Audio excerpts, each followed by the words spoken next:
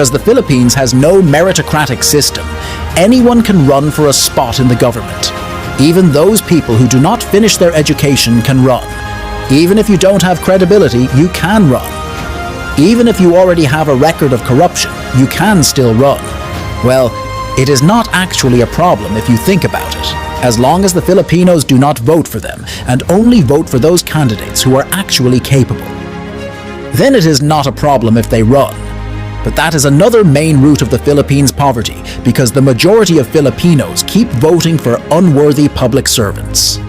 All right, so what are you saying? That we're wrong? Oh, everybody's wrong. I'm not saying that the Philippines never had good leaders and public servants, because they actually did. And I am not saying that all Filipinos don't know how to identify worthy candidates. But sadly, the majority are not. You see, based on the historical election data in the Philippines, the candidate who is a well-known celebrity has the highest success rate in winning the election, because the majority of people in this country keep voting for candidates who are famous instead of those who are actually deserving because of their excellent educational background. In other words, the majority of people are obsessed with putting celebrities in office. But that's not the worst. The worst thing is that they keep voting for the same person or the same family to become their public officials. Yes, I am talking about the political dynasties that have been happening in the Philippines for centuries. If you're going to review the history of the Philippines, you will notice that many powerful families have already been elected to office, generation by generation. From the president down to barangay officials, political dynasty is noticeable in this country. You will be surprised if I tell you that in some parts or provinces of the Philippines, only one clan has been governing the land for decades. But what if I told you that that was not the longest political dynasty ever recorded in this country? Well, in La Union, Philippines, there is a political clan that is believed to have had the longest political dynasty for over a century.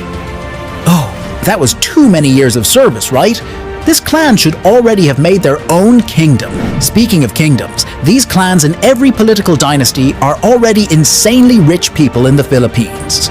So it is not surprising that if you rank the richest people in this nation, most of them are from the political dynasty. I think you already have a clear understanding of why the Philippines has been poor until now.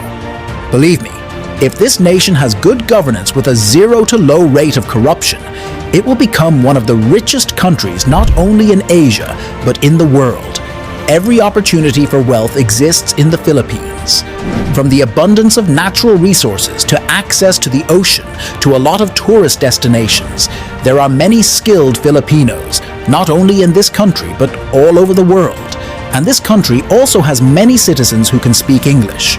This country almost has the key to becoming a first world country, except for good governance. But having good governance will remain a dream if the people in this country keep electing corrupt and unworthy politicians.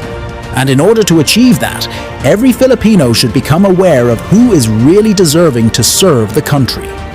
And the key? Well, it is education. You see, this country is still considered to have a weak education system, because Filipino students are still among the world's weakest in math, reading comprehension, and science, according to the Global Assessment, with the country ranking 77th out of 81 countries and performing worse than the global average in all categories. But not only that, in the Philippines, nearly 20% of Filipino children are not attending school or do not have access to school.